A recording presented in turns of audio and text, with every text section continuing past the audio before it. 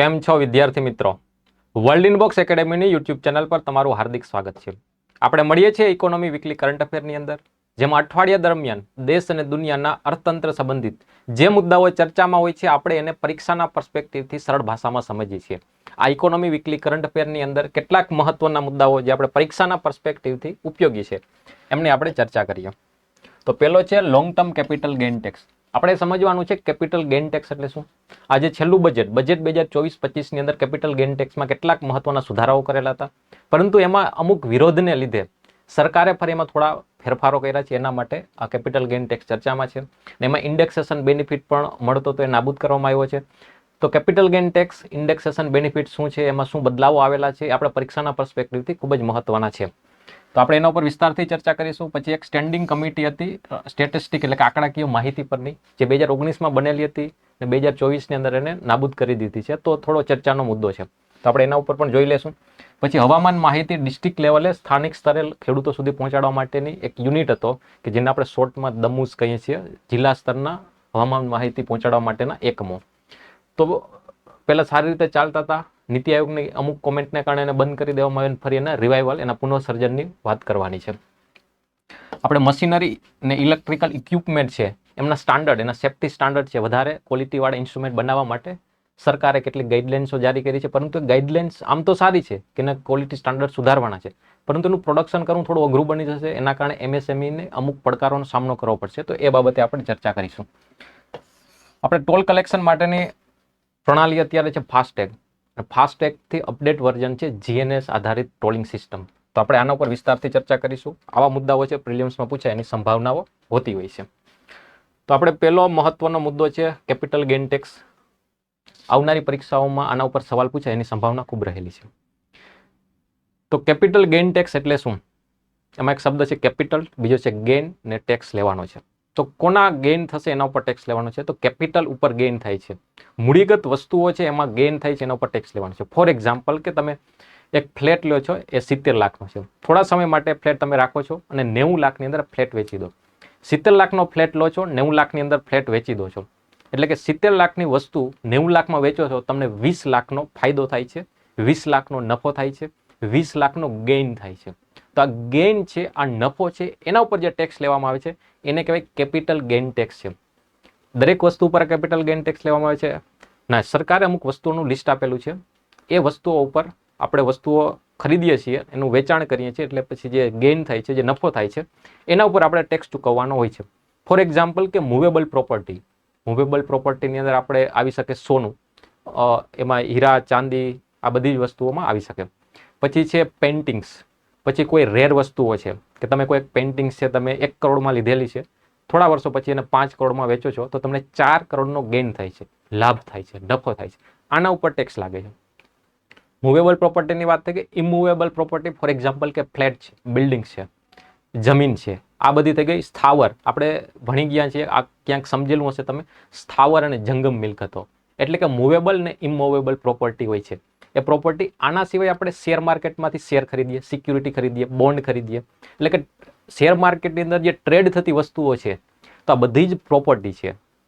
તો આ અમુક ફાઇનાન્શિયલ પ્રોપર્ટી કહેવાય, જે પેલી નાણાકીય ઇન્સ્ટ્રુમેન્ટો છે. જમીનને છે એ ઇમૂવેબલ પ્રોપર્ટી છે, અમુક મૂવેબલ પ્રોપર્ટી છે. ઇન શોર્ટ કે આ બધી મૂડીગત વસ્તુઓ છે, કેપિટલ ગુડ્સ છે. આ વસ્તુની ખરીદી કરીને અમુક સમય પછી આપણે વેચીએ છીએ, તો એના ઉપર જે નફો થાય છે, જે ગેઇન થાય છે, એના ઉપર ટેક્સ લેવામાં આવે છે, એને કહેવાય capital gain tax. For example આપણે એ વસ્તુને અહીં દર્શાવી છે, કોઈ એક ઘર લો છો 70 લાખની અંદર, અમુક સમય પછી એ ઘરને તમે 90 લાખમાં વેચી દો છો, તો તમને 20 લાખનો ફાયદો થશે.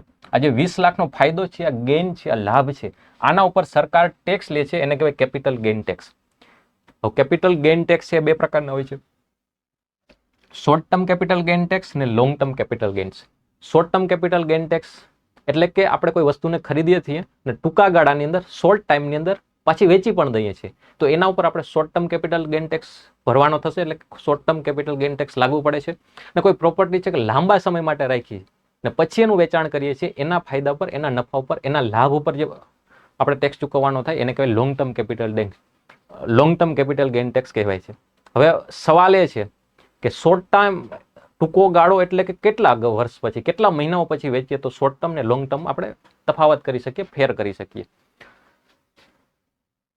તો આપણે મૂવેબલ પ્રોપર્ટી છે, એટલે કે સોનું છે, ચાંદી છે, હીરા છે, પેન્ટિંગ્સ છે.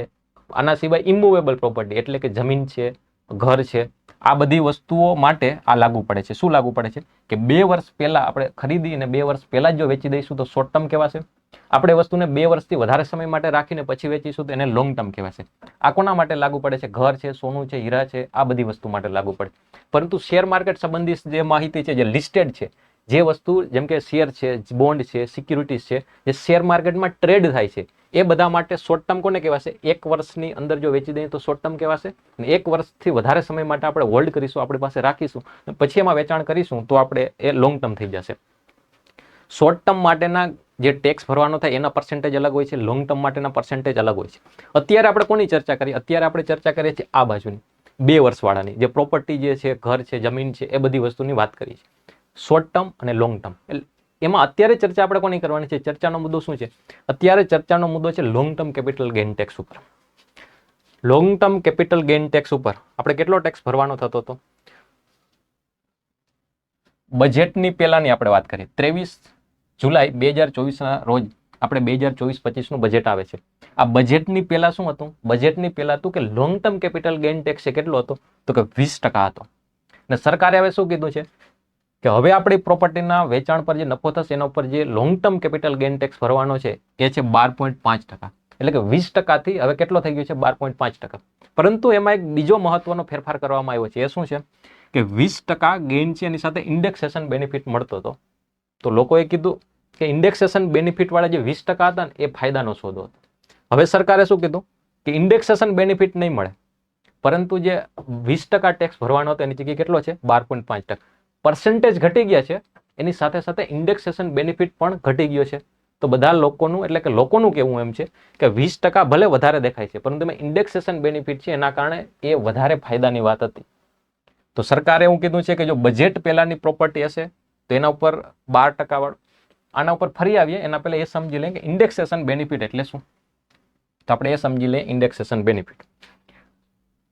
આજથી વર્ષો પહેલા, 40-50 વર્ષ પહેલા આપણા દાદાજીના જમાનાની અંદર કોઈ વસ્તુ છે એ 100 રૂપિયા ને 200 રૂપિયામાં તો ઘણું બધું મળી. આપણે વાત સાંભળેલી હશે કે આ જમીન છે, આ 10 વીઘાની જમીન છે, આપણે દાદાજીએ 2000માં, 5000માં કે 10000માં લીધેલી હોય છે.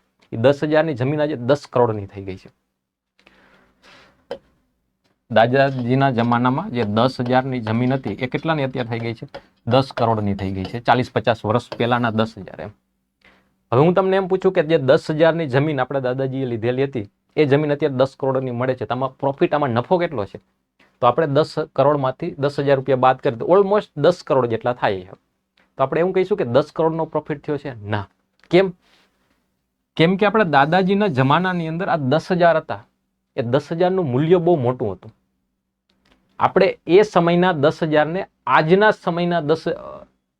સમયમાં કન્વર્ટ કરીએ તો એ સમયના 10000 છે, કદાચ એવું બની શકે કે આજના 8 કરોડ જેટલી મોટી રકમ થતી હોય. ફુગાવા સાથે એડજસ્ટ કરીએ, એ સમયના 10000ને આજના નાણાંમાં કન્વર્ટ કરીએ તો એનું મૂલ્ય કંઈક વધી જશે, 7-8 કરોડ એવું થઈ જતું હશે. તો હવે આપણે ખરેખર પ્રોફિટ કેટલો થયો એ ગણવું હોય તો શું કરવાનું કે એ સમયની જે ખરીદ કિંમત હતી, એ સમયનું મૂલ્ય હતું, એને આજના સમયમાં કન્વર્ટ કરવાનું. પછી જોવાનું કે આજના સમયમાં એનું મૂલ્ય તો 8 કરોડ થતું હતું. એટલે કે આપણા દાદાજીએ જે જમીન 10000માં ખરીદેલી હતી, ખરેખર 10000નું આજના સમયે મૂલ્ય કરીએ તો 8 કરોડ થાય છે. તો 8 કરોડમાં ખરીદેલી જમીન અત્યારે આપણે વેચવાની છે કેટલામાં? 10 કરોડમાં. એટલે કે આપણો ખરેખર ફાયદો છે 2 કરોડનો છે. તો આપણે શું કર્યું? આને કહેવાય ઇન્ડેક્સેશન. ઇન્ડેક્સેશન એટલે ફુગાવા સાથે આ 10000ને એડજસ્ટ કર્યા. હજી થોડુંક વધારે સારી રીતે આને સમજીએ.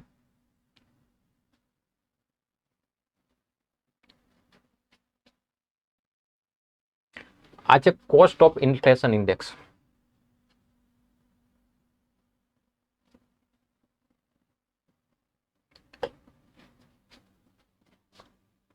ફોર એક્ઝામ્પલ કે એક વસ્તુને આપણે 2001માં 100 રૂપિયાની ખરીદેલી છે. કોઈ એક વસ્તુને આપણે 2001ની સાલમાં, ક્યારે? 2001ની સાલમાં 100 રૂપિયાની ખરીદીએ છીએ.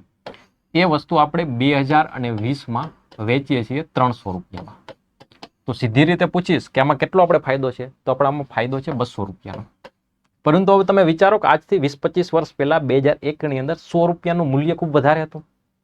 હવે એ 20 વર્ષ પહેલાના 100 રૂપિયા છે એને આજ પ્રમાણે એડજસ્ટ કરીએ તો કેટલા થતા હશે? તો એ આજ પ્રમાણેનું વેલ્યુ કેટલું થતું હશે ને એ ચેક કરવા માટેનો કોસ્ટ ઇન્ફ્લેશન ઇન્ડેક્સ છે. એ સરકાર દ્વારા બહાર પાડવામાં આવે છે, ફાઇનાન્સ મિનિસ્ટ્રી દ્વારા. ફાઇનાન્સ મિનિસ્ટ્રીની અંદર CBDC જે central board of direct taxes, જે ટેક્સ લેવાનું કામ કરતો ડિવિઝન છે, એના દ્વારા દર વર્ષે જારી કરવામાં આવે છે. આ ઇન્ડેક્સમાં શું છે? ઇન્ડેક્સમાં છે કે 2001-2ની અંદર કોઈ વસ્તુ છે જે 100 રૂપિયાની મળતી હોય છે, એ વસ્તુ 2020ની અંદર 289 રૂપિયાની હશે. મતલબ કે 2001ના સમયના 100 રૂપિયા છે, એ 100 રૂપિયાને 2020 પ્રમાણે એડજસ્ટ કરીએ તો 289 રૂપિયા થશે. અને બીજા શબ્દમાં કહીએ તો શું કહી શકાય કે આપણે જે 2001ની અંદર 100 રૂપિયાની વસ્તુ ખરીદેલી હતી, એ 100 રૂપિયાને 2020 પ્રમાણે એડજસ્ટ કરીએ તો રૂપિયા કેટલા થશે? 289. અર્થાત કે 2001ની અંદર જે વસ્તુ ખરીદેલી છે 100 રૂપિયાની, એ 100 રૂપિયાને 2020 પ્રમાણે એડજસ્ટ કરીએ ફુગાવા સાથે તો રૂપિયા કેટલા થશે? 289. અર્થાત કે આપણે 2001ની અંદર 289 રૂપિયાની વસ્તુ ખરીદેલી હતી. આપણે રૂપિયા 100 આપ્યા હતા, પરંતુ એ 100 રૂપિયાનું મૂલ્ય 2020 પ્રમાણે કેટલું થાય છે? 289 રૂપિયા. તો 289 રૂપિયામાં ખરીદેલી વસ્તુ છે એને આપણે કેટલામાં વેચીએ છીએ? 300માં. તો ફાયદો કેટલો થયો? 11 રૂપિયાનો. સીધી રીતે ફાયદો કેટલો દેખાય છે? 200 રૂપિયાનો. પરંતુ આમ ફાયદો ફુગાવા સાથે એડજસ્ટ કરીએ તો વાસ્તવિક ફાયદો કેટલો છે? 11 રૂપિયાનો. તો આપણે શું કરીએ છીએ કે જે ખરીદેલી કિંમત હતી 2001ની એને આપણે ફુગાવા સાથે એડજસ્ટ કરીએ છીએ, પછી આપણે વાસ્તવિક ફાયદો છે એ મેળવીએ છીએ. હવે ચાલો આપણે ફરી આવી જઈએ છીએ આ એક્ઝામ્પલ પર. આપણે ઘર ખરીદેલું છે 2020ની અંદર કેટલામાં? 70 લાખની અંદર. 2023માં 3 વર્ષ પછી એ ઘરને આપણે 90 લાખમાં વેચીએ તો સીધો ફાયદો દેખાય છે 20 લાખનો. પરંતુ આપણે શું કરવાનું છે? 2023ની અંદર આપણે આ ઘર વેચીએ છીએ તો 2023માં શું કરવાનું છે? આ 70 લાખને 2023 પ્રમાણે એડજસ્ટ કરવાના છે. તો આ 70 લાખને 2023 પ્રમાણે એડજસ્ટ કરીએ આ ઇન્ફ્લેશન ઇન્ડેક્સની મદદથી તો આપણે ખબર પડશે કે આ કિંમત થાય છે 8.5 લાખની, સોરી 80.5 લાખની. 2020માં જે ઘર 70 લાખનું ખરીદેલું છે એ 70 લાખના મૂલ્યને 2023 પ્રમાણે એડજસ્ટ કરીએ તો થશે 80.5 લાખ. આનો અર્થ એવો થશે કે આપણે 2020ની અંદર ખરેખર 80.5 લાખના મૂલ્યનું ઘર લીધેલું એને આપણે 90 લાખમાં વેચીએ છીએ તો આપણો વાસ્તવિક ફાયદો કેટલો છે? 9.5 લાખ. તો આપણે જે કેપિટલ ગેઇન ટેક્સ ભરવાનો છે એ 20 લાખ ઉપર નહીં, પરંતુ વાસ્તવિક ફાયદો કેટલો છે? 9.5 લાખ. તો 9.5 લાખ ઉપર આપણે ટેક્સ ભરવાનો થશે. તો કેપિટલ ગેઇન ટેક્સની અંદર ઇન્ડેક્સેશન બેનિફિટ આપવાનો અર્થ શું થશે? ઇન્ડેક્સેશન બેનિફિટ આપવો એટલે કે આપણે જે ખરીદ કિંમત છે એને ફુગાવા સાથે એડજસ્ટ કરી અને પછી જે ફાયદો મળે છે એના ઉપર આપણે ટેક્સ ભરવાનો છે. તો ઇન્ડેક્સેશન બેનિફિટ છે સારી બાબત છે કે ખરાબ બાબત છે? સારી બાબત છે.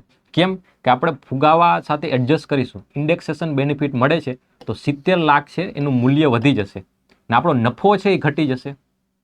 વાસ્તવમાં નફો નથી ઘટતો, આપણે ગણતરી માટે કંઈ. વાસ્તવમાં નફો આપણે કેટલો છે? 20 લાખ. પરંતુ આપણે જે ટેક્સ કોના ઉપર ભરવાનો છે? આ નફા ઉપર. જો 20 લાખનો નફો છે તો 20 લાખ ઉપર ટેક્સ ભરવો પડશે. આપણે એને ફુગાવા સાથે એડજસ્ટ કરેલી રકમ હશે તો જે નફો સરકારને ટેક્સ ભરવાનો, સરકારમાં જે ટેક્સ ભરવાનો છે એ ગણતરી માટે નફો કેટલો લેવાનો છે? આપણે 9.5 લાખ છે. તો હવે આપણે કેપિટલ ગેઇન ટેક્સ માત્ર 9.5 લાખ ઉપર ભરવાનો છે. એટલે ઇન્ડેક્સેશન બેનિફિટ મળે તો આપણા માટે ફાયદાની વાત છે. તો હવે આપણે શું કર્યું છે? ઇન્ડેક્સેશન બેનિફિટ સરકારે હટાવી દીધો છે. તો ફરી આ મુદ્દા પર આવી જઈએ. બજેટ પહેલા સરકારે શું કીધું હતું? બજેટ પહેલાની સ્થિતિ શું હતી? બજેટ પહેલાની સ્થિતિ એવું હતું કે 20% કેપિટલ ગેઇન ટેક્સ સાથે ઇન્ડેક્સેશન બેનિફિટ. તો આપણે એક્ઝામ્પલ જે 70 લાખ વાળું અત્યાર સુધી સમજતા હતા એમાં શું હતું કે 70 લાખનું ઘર 90 લાખમાં વેચીએ, પરંતુ ઇન્ડેક્સેશન બેનિફિટ મળે તો આ ઘર આપણે કેટલાનું ગણવાનું? 80.5 લાખનું લીધું હતું એવું ગણવાનું ને આપણે એ પ્રમાણે ફાયદો થશે 9.5 લાખ. તો ઇન્ડેક્સેશન બેનિફિટ મળ્યો છે. હવે 20% કોના? 20% આપણે 9.5 લાખ છે એના આપણે કેપિટલ ગેઇન ટેક્સ તરીકે ભરવાના, long term capital gain tax તરીકે ભરવાના. કેમ કે આપણે 2020માં ઘર લીધેલું ને 2023માં વેચીએ, 3 વર્ષ પછી વેચીએ છીએ. Long term capital gain tax એટલે કે 2 વર્ષથી વધારે સમય સુધી આપણે પ્રોપર્ટી આપણી પાસે રાખીએ પછી વેચાણ કરીએ તો એને કહેવાય long term capital gain tax. અને 2 વર્ષ પહેલા જ આપણે જો પ્રોપર્ટીને વેચી દઈએ છીએ તો એના ઉપર short term capital gain tax લાગુ પડે છે. તો શું આપણે વાત છે કે બજેટ પહેલા આપણે 20% ને ઇન્ડેક્સેશન બેનિફિટ મળતો હતો. સરકારે શું કીધું કે આ બધી વસ્તુને આપણે બંધ કરીએ છીએ, અત્યારે આ સિસ્ટમ ચાલુ કરીએ છીએ કે ઇન્ડેક્સેશન બેનિફિટ મળશે નહીં. આપણે જેટલો પણ કેપિટલ ગેઇન થાય છે એના ઉપર સીધા જ 12.5%. કેમ કે આપણે કેલ્ક્યુલેશન કરવાની ખોટી મગજમારી જ નહીં. જેટલો કેપિટલ ગેઇન થાય છે, આ કિસ્સામાં કેટલો 70 લાખનું ઘર હતું, 90 લાખમાં વેચીએ છીએ તો કેપિટલ ગેઇન કેટલો છે 20%. આમાં ઇન્ડેક્સેશન બેનિફિટ નહીં, ફુગાવા સાથે કોઈ એડજસ્ટ કરવાની જરૂર નથી. સીધો ફાયદો કેટલો છે 20 લાખ, તો 20 લાખ ઉપર 12.5% ટેક્સ ભરી દેવાનો. તો લોકોએ એવું કીધું કે 12.5% લાગે છે ઓછા, પરંતુ એમાં ઇન્ડેક્સેશન બેનિફિટ નથી. આમાં છે 20% સાથે ઇન્ડેક્સેશન બેનિફિટ, એટલે બજેટ પહેલાની જે સ્થિતિ હતી લોકો માટે સારી હતી. તો લોકોના વિરોધના કારણે સરકારે હવે ઓપ્શન આપ્યો. સરકારે શું ઓપ્શન આપ્યો કે જો બજેટ આવ્યું એના પહેલા કોઈ વ્યક્તિએ પ્રોપર્ટી ખરીદી લીધેલી હોય, એટલે કે 23 જુલાઈ 2024 પહેલા કોઈ પ્રોપર્ટી ખરીદેલી છે, એ વ્યક્તિને એ પ્રોપર્ટી વેચવી છે તો એ વ્યક્તિ માટે 2 ઓપ્શન છે. એક તો જે જૂનો ઓપ્શન હતો એ જ કે 20% ને ઇન્ડેક્સેશન બેનિફિટ આપવાનો છે, અને બીજો છે કે 12.5% ને ઇન્ડેક્સેશન બેનિફિટ એમાં નહીં મળે. આ 2 ઓપ્શનમાંથી જે પણ ઓપ્શન વ્યક્તિએ પસંદ કરવો એ કરી શકે છે. જો પ્રોપર્ટી હવે અત્યારે આ સ્થિતિમાં આજે ખરીદીએ તો આપણા માટે આ જ ઓપ્શન હશે. આપણે long term capital gain tax કેટલો ભરવાનો થશે 12.5%, અને ઇન્ડેક્સેશન બેનિફિટ મળવા પાત્ર નથી. તો ચાલો આના ઉપર કેટલાક સવાલો આપણે જોઈએ. કેપિટલ ગેઇન ટેક્સ ઉપર પ્રિલિમ્સની અંદર સવાલો પૂછાઈ ગયા છે, મેન્સ પ્રિલિમ્સ બંનેમાં પૂછાઈ ગયા છે. ને પ્રિલિમ્સની અંદર આમાં આ વખતે સવાલો પૂછાય એની સંભાવના છે, કેમ કે આ વખતે ચર્ચામાં ખૂબ જ ચર્ચામાં રહેલો મુદ્દો છે. પહેલો સવાલ તો એ છે ઇન્ડેક્સેશન એટલે શું. પેલું કે કર ભરવામાંથી મુક્તિ આપવી એને કહેવાય ઇન્ડેક્સેશન, તો કે ના, કર ભરવામાંથી મુક્તિ આપવી એને ઇન્ડેક્સેશન ના કહેવાય. બીજું છે કે સંપત્તિ પર કરવેરાનો દર વધારવો, ના, કરવેરાના દર વધારા સાથે એવી કોઈ વસ્તુ લેવા દેવા નથી. ત્રીજી વસ્તુ છે કે સંપત્તિનું બજાર મૂલ્ય નક્કી કરવું. કદાચ આ જોઈને તમને એવું લાગે કે આ વસ્તુ સાચી છે કે સંપત્તિના બજાર મૂલ્યને નક્કી કરવું. આ મુદ્દો કદાચ તમને એવું લાગી શકે કે સંપત્તિનું બજાર મૂલ્ય નક્કી કરવા એને ઇન્ડેક્સેશન કહેવાય. તો ચાલો અત્યારે આને હોલ્ડ પર રાખીએ. આ બંને વસ્તુ તો નહીં આવે. પછી સંપત્તિની કિંમતોને ફુગાવા સાથે સમઆયોજિત કરવી. સમઆયોજિતનું ઇંગ્લિશ થાય એડજસ્ટ કરવી.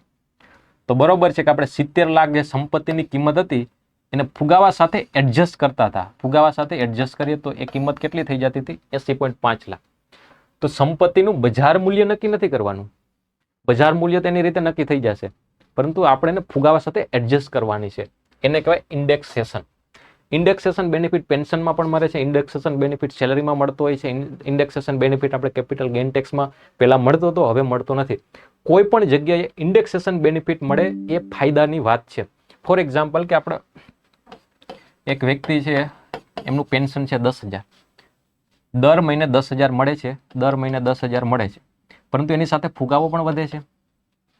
ફુગાવા વધવાની સાથે પેન્શનના 10,000 છે એમાં પણ વધારો થાય છે. ફુગાવાની સાથે સાથે જો 5% ફુગાવો વધે છે તો એ પ્રમાણે એના પગારમાં વધારો થાય છે, પેન્શનમાં વધારો થાય છે. ફુગાવો 10% વધે છે તો પેન્શનમાં એ મુજબ વધારો થાય છે. એટલે ફુગાવો વધે છે, સાથે સાથે પેન્શનના મૂલ્યમાં પણ વધારો થાય છે, ફુગાવા સાથે એડજસ્ટ કરીને. એને કહેવાય પેન્શનની અંદર ઇન્ડેક્સેશન બેનિફિટ આપ્યો. તો આપણે ઇન્ડેક્સેશન બેનિફિટ એ ફાયદાની વાત છે. તો આમાં અત્યારે કેપિટલ ગેઇન ટેક્સની અંદર ઇન્ડેક્સેશન બેનિફિટ હટાવી દેવામાં આવ્યો છે, જે મુદ્દો આપણે વિસ્તારથી જોયો. હવે આગળનો પ્રશ્ન, ઇન્ડેક્સેશન વ્યક્તિની કર જવાબદારીઓને કેવી રીતે અસર કરે છે. ઇન્ડેક્સેશનથી કર ભરવાની રિસ્પોન્સિબિલિટી છે એમાં શું ફેરફાર થશે. પેલું, તે સંપત્તિની કિંમતને ઘટાડીને કર જવાબદારીઓનો વધારો કરે છે. આનો અર્થ એવો થશે કે કર ભરવાની રકમ વધી જશે. વધી જશે કે ઘટી જશે. આપણે એક્ઝામ્પલમાં જોયું કે 70 લાખનું ઘર 90 લાખમાં વેચતા હતા, તો આપણે 20 લાખનો સીધો ફાયદો દેખાતો, તો 20 લાખ ઉપર ટેક્સ ભરવાનો થતો હતો. હવે જો ઇન્ડેક્સેશન બેનિફિટ આપે તો આપણે શું કરતા હતા, 70 લાખને એડજસ્ટ કરતા હતા ફુગાવા સાથે, તો 70 લાખ થઈ જતા હતા 80.5 લાખ. હવે જે કર ભરવાનો છે 9.5 લાખ ઉપર છે, તો પેલા કરતા કર ભરવાની રકમ છે કેવી છે, ઘટી ગઈ છે. તો સંપત્તિની કિંમતોને ઘટાડીને, સંપત્તિની કિંમતો ઘટાડે નહીં, સંપત્તિની કિંમતો વધારે છે. તો ફુગાવા સાથે સંપત્તિની કિંમતોને સમાયોજિત કરીને, આપણે ફુગાવાની સાથે સમાયોજિત કરીને જવાબદારીઓ ઘટાડે છે, એટલે કર ભરવાની જવાબદારી ઘટાડે છે. પહેલા 20 લાખ ઉપર કર ભરવાનો તો હવે 9.5 લાખ ઉપર કર ભરવાનો છે. તો જવાબ આવશે બી. બજેટ 2024-25માં 23 જુલાઈ 2024 પછી ખરીદવામાં આવતી પ્રોપર્ટીના વેચાણ પર લાદવામાં આવતો long term capital gain tax પર ઇન્ડેક્સેશનના લાભો મળશે નહીં. બરોબર છે કે જે દિવસે બજેટ રજૂ થયું એના પછીના સમયથી અત્યારે, એટલે કે આજે જો આપણે પ્રોપર્ટી ખરીદીએ ને 2-4 વર્ષ પછી વેચીશું તેમાં long term capital gain tax લાગશે. એમાં કોઈ પણ પ્રકારનો ઇન્ડેક્સેશન બેનિફિટ મળશે નહીં. તો આ સ્ટેટમેન્ટ સાચું છે. 23 જુલાઈ 2024 પછી, એટલે કે બજેટ રજૂ થયું એના પછીના સમયની વાત કરે છે. ખરીદવામાં આવતી પ્રોપર્ટીના વેચાણ પર 12.5% long term capital gain tax વસૂલવામાં આવે છે. બરોબર છે કે પહેલા કેટલા હતા? 20% હતા અને હવે કેટલા થઈ ગયા છે? 12.5%. તો બંને સ્ટેટમેન્ટ સાચા છે. 23 જુલાઈ 2024 પહેલા ખરીદેલી પ્રોપર્ટીના વેચાણ પર લાદવામાં આવતા long term capital gain tax પર ઇન્ડેક્સેશન લાભ મેળવવું કે નહીં તેનો વિકલ્પ આપવામાં આવશે. એટલે કે બજેટ રજૂ થયું 23 જુલાઈ 2024 પહેલા, એના પહેલાના સમયમાં, એટલે કે 2022માં, 2023માં, 2021માં આપણે કોઈ પ્રોપર્ટી ખરીદેલી છે, એ પ્રોપર્ટી હવે આપણે વેચીશું, એના ઉપર જે long term capital gain tax લાગશે, તો એના long term capital gain tax 20% ભરવો કે 12.5% ભરવો એ આપણા હાથની વાત છે, આપણે પસંદગીની વાત છે. સરકારે એના માટે ઓપ્શન આપ્યો છે. એટલા માટે આ મુદ્દો ચર્ચામાં છે કે સરકારે કીધું કે ઇન્ડેક્સેશન બેનિફિટ નહીં મળે અને ટેક્સ ભરવાનો 12.5%. લોકોનો વિરોધ થયો તો પછી સરકારે કીધું કે વાંધો નહીં, બજેટ પહેલા તમે કોઈ પ્રોપર્ટી ખરીદેલી છે તો એમાં બંને ઓપ્શન આપવામાં આવશે, 12.5% અને 20% વાળો. પરંતુ જો 12.20% વાળો ઓપ્શન છે એમાં ઇન્ડેક્સેશન બેનિફિટ છે ને 12.5% છે એમાં ઇન્ડેક્સેશન બેનિફિટ નથી. ઇન્ડેક્સેશનનો લાભ મેળવનારે 20% અને ઇન્ડેક્સેશનનો લાભ ન મેળવનારે 12.5% long term capital gain tax ભરવાનો થશે. તો બરોબર છે, બંને સ્ટેટમેન્ટ સાચા છે. કેપિટલ ગેઇન ટેક્સ મૂડી લાભ કર બાબતે યોગ્ય વિધાન પસંદ કરો. કોઈ પણ વસ્તુ કે સેવાના વેચાણથી થતા લાભ પર લાદવામાં આવતા કરને મૂડી લાભ કર, કેપિટલ ગેઇન ટેક્સ કહેવાય. સાચું કે ખોટું વિચારો. આમાં એક શબ્દ લખેલો છે સેવા. આપણે સોનાની વાત કરી, આપણે જમીનની વાત કરી, આપણે પેન્ટિંગ્સની વાત કરી, આપણે શેરની વાત કરી, બોન્ડ્સની વાત કરી, સર્વિસીસની વાત નથી કરી. સર્વિસની ખરીદી થાય ને પછી આપણે થોડા સમય પછી વેચીએ એવું શક્ય જ નથી. તમે ગુડ્સ અને સર્વિસ વચ્ચે, વસ્તુ અને સેવા વચ્ચેનો જો તફાવત તમને ખબર હોય તો તમને ખબર હશે કે સેવાનો આપણે, ફોર એક્ઝામ્પલ કે આ પેન છે, વસ્તુ છે, વસ્તુનું આપણે પ્રોડક્શન કરીને એનો સંગ્રહ કરી શકીએ. હું આને 2 વર્ષ 5 વર્ષ મારી પાસે રાખું ને પછી બીજાને વેચવું હોય તો વેચી શકું. આ વસ્તુનો આપણે પ્રોડક્શન કરીને સંગ્રહ કરી શકીએ ને પછી આરામથી ગમે ત્યારે એને વેચાણ થઈ શકે. જ્યારે સર્વિસીસમાં એવું શક્ય નથી.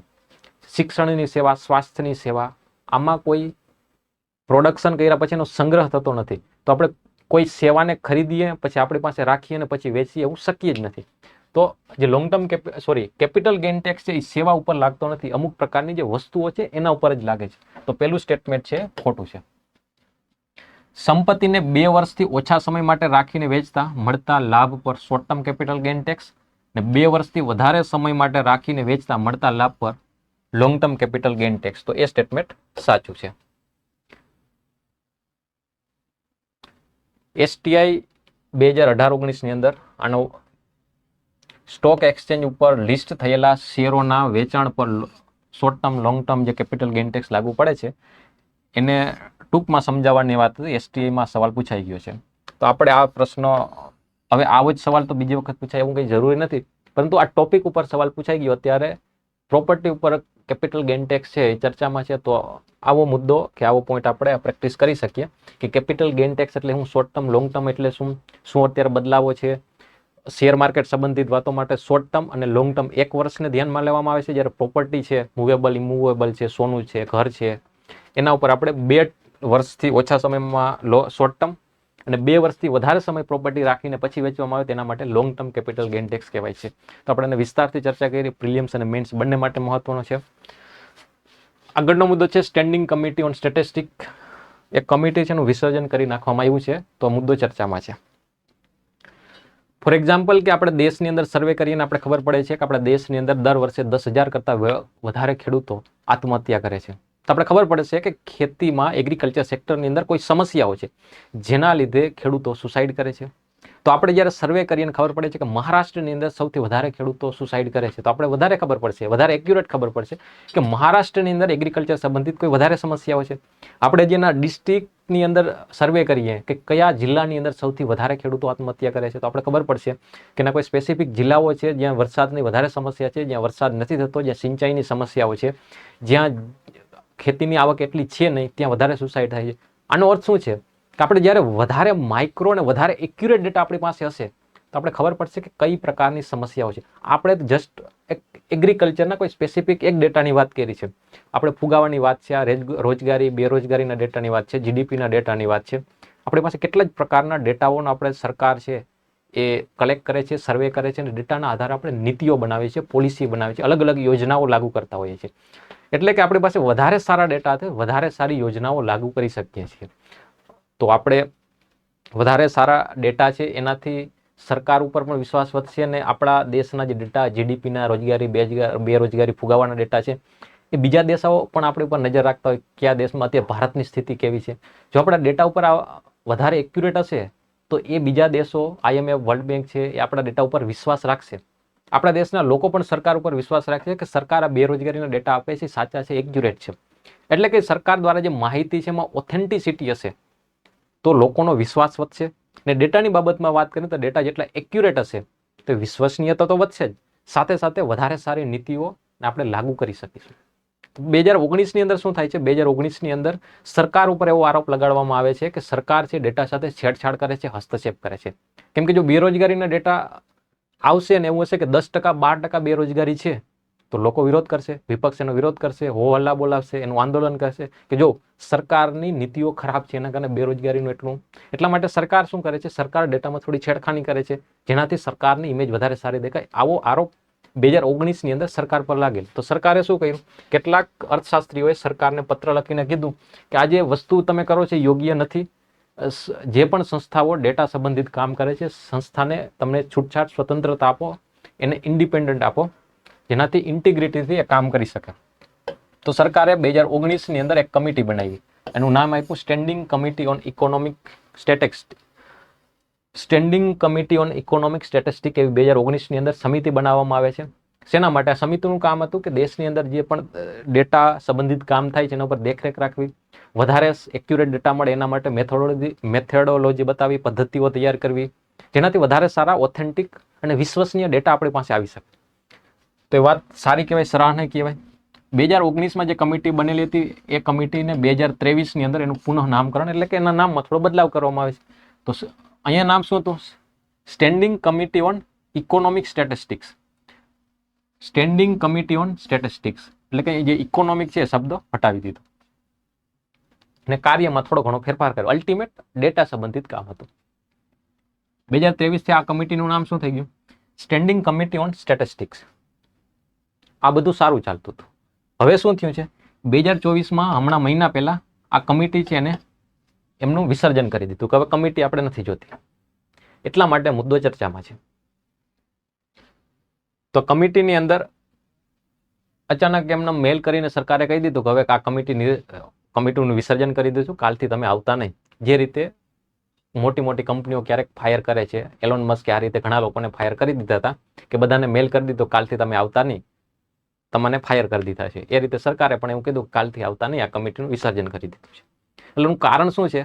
તો મીડિયાવાળાઓએ આ કમિટીના કેટલાક સભ્યોને પૂછ્યું કે આનું કારણ શું છે, કેમ વિસર્જન કરી દીધું? કમિટીના કેટલાક સભ્યોએ એવું કીધું કે થોડા સમય પહેલા આ જે કમિટી હતી એના સભ્યોએ સરકારને એવો સવાલ ઉઠાવ્યો હતો કે આપણે 2021ની અંદર વસ્તી ગણતરી કરવાની હતી, હજી કેમ નથી થતી? એટલે કે સરકાર સામે સવાલો પૂછ્યા હતા. આપણે ખબર છે કે દર 10 વર્ષે આપણે વસ્તી ગણતરી થાય છે. છેલ્લી વસ્તી ગણતરી 2011માં થઈ હતી, 2021માં થવી જોઈતી હતી, પરંતુ કોરોનાના કારણે સરકારે એવું કીધું કે કોરોના છે એટલા માટે આપણે વસ્તી ગણતરી કરી શકીએ નથી. પરંતુ કોરોના હવે જતો રહ્યો છે, હજી કેમ વસ્તી ગણતરી થઈ નથી? અને વસ્તી ગણતરીના ડેટા છે સૌથી વ્યાપક અને વધારે ઓથેન્ટિકેટ ડેટા હોય છે. આના સિવાયના આપણે જે ડેટા કલેક્ટ કરીએ છીએ ને એ ઘણા બધા ડેટા નાના નાના સર્વેના આધારે તૈયાર થતા હોય છે, પરંતુ વસ્તી ગણતરીના ડેટા દરેકના ઘરે ઘરે જઈને તૈયાર થતા હોય છે. તો દેશનો સૌથી વ્યાપક અને ઓથેન્ટિક ડેટા એટલે કે વસ્તી ગણતરીના ડેટા છે. ને આપણે દર 10 વર્ષે થાય તો આપણા દેશની સ્થિતિ શું છે એના આધારે આપણે નવી યોજનાઓ અને પોલિસી બનાવી શકીએ. એટલા માટે આ સભ્યોએ એના ઉપર સવાલ ઉઠાવેલો કે હજી સુધી કેમ આપણે વસ્તી ગણતરીના ડેટાઓ નથી મેળવતા, વસ્તી ગણતરી કેમ કરતા નથી? એટલે સભ્યોએ સવાલ ઉઠાવ્યો, તેના ઉપર બુલડોઝર ચલાવી દીધું. નું કેવું એમ છે, સરકારે કેવું ના ના એવું કામ નથી, અમે એક બીજી કમિટી બનાવી છે, કમિટીનું કામ ને આ કમિટીનું કામ ઓવરલેપ થાય છે, એટલા માટે અમે આ કમિટીને વિસર્જન કરી દીધું, બીજી કમિટી આંકડા બાબતે કામ કરે છે. તો બીજી કમિટી શું છે એના ઉપર થોડું જોઈ લઈએ. હવે આંકડા સંબંધિત વાત કરી તો આંકડા સંબંધિત જે કામ કરે છે એ મંત્રાલયનું નામ છે MoSPI, Ministry of Statistic and Programme Implementation, આપણે એને શોર્ટમાં મોસ્પી કહીએ છીએ. જીડીપીના ડેટા કયા મંત્રાલય દ્વારા જારી કરવામાં આવે છે? તો આ મંત્રાલય દ્વારા. કયું ડિવિઝન કયા વિભાગ દ્વારા જીડીપીના ડેટા જારી કરવામાં આવે છે? તો એના માટે આપણે જવાબ આપીએ છીએ એનએસઓ, નેશનલ સ્ટેટિસ્ટિક ઓફિસ. તો એના પર થોડી માહિતી આપણે જોઈ લઈએ. આ મંત્રાલય છે. મંત્રાલય અંતર્ગત બે વિંગ છે. એક વિંગ છે ડેટા તૈયાર કરતી વિંગ, એ વિંગને કહેવાય એનએસઓ, નેશનલ સ્ટેટિસ્ટિક્સ ઓફિસ, સ્ટેટિસ્ટિકલ ઓફિસને. આ વિંગ છે પ્રોગ્રામને ઇમ્પ્લિમેન્ટ કરવા વાળી વિંગ છે. આ એનએસઓ ની અંદર 3 અલગ અલગ ડિવિઝન છે, સીએસઓ છે, એનએસએસઓ છે અને કોમ્પ્યુટર સેન્ટર છે. આ બધા કોમ્પ્યુટર સેન્ટર ઠીક છે, એટલું મહત્વનું નથી, પરંતુ આ મંત્રાલયની અંદર 2-3 ડિવિઝનો છે. અમુક વસ્તુ યાદ રાખવાની જે એમસીક્યુ ની અંદર પૂછાતું હોય છે. કેમ પૂછાય? કે એના કામ એટલા મહત્વના છે. તો મોસ્પીની અંતર્ગત બે વિંગ છે. એક વિંગ છે એનએસઓ અને બીજી વિંગ છે પ્રોગ્રામ ઇમ્પ્લિમેન્ટેશન. એનએસઓ અંતર્ગત આપણે જીડીપીના ડેટા આના દ્વારા બહાર પાડવામાં આવે છે, સીપીઆઈના ડેટા આના દ્વારા બહાર પાડવામાં આવે છે, આ એનએસઓ અંતર્ગત જારી કરવામાં આવે છે. ને પ્રોગ્રામ ઇમ્પ્લિમેન્ટેશન વિંગ છે, એમાં 2-3 મહત્વની યોજનાઓ છે. તમને કદાચ ખબર હશે જો તૈયારી વ્યવસ્થિત કરેલી હશે કે એમપી લેડ કરીને scheme, member of parliament local area development network ની સ્કીમ છે. એમાં દર વર્ષે એમપીઓને 5 કરોડ રૂપિયા આપવામાં આવે છે. 5 કરોડ નો ઉપયોગ એમપી એટલે કે સાંસદ સભ્યો છે એના મત વિસ્તારની અંદર અમુક નિયમો પ્રમાણે મત વિસ્તાર બહાર પણ અમુક ખર્ચ કરી શકતા હોય છે. એટલે દર વર્ષે 5 કરોડ રૂપિયા આપવામાં આવે છે. આ સ્કીમ છે એનું મોનિટરિંગ અહીંયા કરવામાં આવે છે. પછી ગરીબી નિવારણ માટેનો 20 પોઈન્ટ પ્રોગ્રામ છે એ પણ અહીંયા કરવામાં આવે છે, અને ઇન્ફ્રાસ્ટ્રક્ચર સંબંધિત પ્રોજેક્ટ છે એનું મોનિટરિંગ પણ અહીંથી થાય છે. તો પરીક્ષાની અંદર પ્રિલિમ્સની અંદર સવાલ એવો પૂછાઈ શકે કે એમપી લેડ સ્કીમ છે એ કયા મંત્રાલય? તો મોસ્પી. કયું ડિવિઝન? તો પ્રોગ્રામ ઇમ્પ્લિમેન્ટેશન ડિવિઝન કે પ્રોગ્રામ ઇમ્પ્લિમેન્ટેશન વિંગ દ્વારા કરવામાં આવે છે. એટલી ખબર હોવી જોઈએ કે મોસ્પી અંતર્ગતની યોજના છે. તો આગળ અત્યારે ચર્ચા આપણે ક્યાં કરવાની છે? આ વિંગની અત્યારની ચર્ચા નથી. આના સિવાય બીજી એક છે ઇન્ડિયન સ્ટેટિસ્ટિકલ ઇન્સ્ટિટ્યૂટ છે. આનું કામ જ ડેટા સંબંધિત છે. અત્યારે શું મહત્વનું? અત્યારે છે નેશનલ સ્ટેટિસ્ટિકલ કમિશન. 2006 ની અંદર નેશનલ સ્ટેટિસ્ટિકલ કમિશનને બનાવવામાં આવ્યું હતું અને રંગરાજન સમિતિની ભલામણના આધારે 2006 ની અંદર આ બને છે. એની અંદર એક ચેરમેન હોય છે. ચેરમેન હંમેશા એક જ હોય છે અને પાર્ટ ટાઈમ, આમાં જે ચેરમેન છે પાર્ટ ટાઈમ ચેરમેન છે. એના સિવાયના 4 સભ્યો પાર્ટ ટાઈમ સભ્યો છે અને આ નીતિ આયોગના સીઈઓ છે એ પણ એનો સભ્યો છે. એટલે કે 5 સભ્યો છે, એમાં 4 આ પાર્ટ ટાઈમ છે અને આ નીતિ આયોગના સીઈઓ છે. કોની વાત કરીએ છીએ? મોસ્પી મંત્રાલય અંતર્ગત એક નેશનલ સ્ટેટિસ્ટિકલ કમિશન છે. આ બે વિંગ કરતા અલગ વાત છે.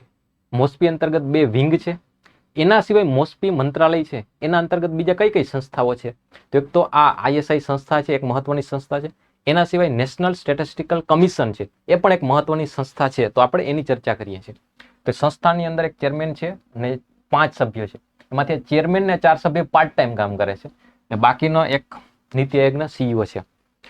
2006 ની અંદર એની સ્થાપના થઈ છે. તો ચર્ચામાં કેમ છે? ચર્ચામાં આપણે એટલા માટે કરીએ છીએ કે નેશનલ સ્ટેટિસ્ટિકલ કમિશન છે એમને એવી ભલામણ આપી કે આપણે એક સ્ટીરિંગ કમિટી બનાવીએ કે જે ડેટા સંબંધિત જે એક્યુરેસી મેથોડોલોજી પદ્ધતિઓ તૈયાર કરીને આપણે ભલામણો આપે. તો જે સ્ટીરિંગ કમિટીની સ્થાપના કરી એના લીધે સરકારે પહેલી કમિટીને વિસર્જન કરી દીધું છે. સરકારનું કેવું એમ છે. તો આમ તો મુદ્દો છે, આમાંથી કોન્ટ્રોવર્સી ચાલે છે, એવી પ્રિલિમ્સ પરીક્ષામાં પૂછાય નહીં, પરંતુ ડેટા સંબંધિત આવી બધી માહિતીઓ શું છે, આખી જે કહાની જે વાર્તા હતી તમને કહી દીધું. જો પરીક્ષામાં પૂછાતી નથી તો આ કહાની કરવાનો અર્થ શું છે? તો કહાની કરવાનો અર્થ એવો છે કે પરીક્ષાની અંદર તમને પ્રશ્ન ફોર એક્ઝામ્પલ કેવો પૂછાય છે. મેન્સની અંદર સીધા જ સવાલો દરેક પૂછાતા નથી હોતા. તમારી મૌલિકતા, તમારી અન્ડરસ્ટેન્ડિંગના આધારે તમે મેન્સની અંદર લખી શકતા. ફોર એક્ઝામ્પલ એક સવાલ છે કે સરકાર નીતિઓને અમલ કરે છે એમાં કેવી કેવી સમસ્યાઓ આવે છે, આવો સવાલ પૂછાય છે. તો આવો સવાલ તો કોઈ બુકમાં લખેલો નહીં, તમે તમારી મૌલિકતાના આધારે આનો જવાબ લખવાનો થશે. તો એની અંદર ફોર એક્ઝામ્પલ આવી બધી ચર્ચાઓ સાંભળેલી હશે, એના આધારે તમે આ જવાબ તમારી મૌલિકતાના આધારે લખી શકો કે સરકાર પાસે એક્યુરેટ ડેટા નથી. હમણાં 3-4 વર્ષ પહેલા સરકારના જે ડેટાઓ કલેક્ટ કરે છે એના ઉપર સવાલો ઊભા થયા હતા. તો એક્યુરેટ ડેટા નથી તો વધારે સારી નિર્ણયો કે વધારે સારી યોજનાઓ અને પોલિસીને લાગુ ના કરી શકાય. આપણે ખબર નથી કે બેરોજગારી કેટલી છે, તો આપણે બેરોજગારી સંબંધિત યોજનાઓ લાવવાના જ નથી. જ્યારે આપણે ખબર પડશે કે દેશની અંદર બેરોજગારી 10% છે, તો આપણે બેરોજગારી સંબંધી યોજનાઓ લાગુ કરીશું.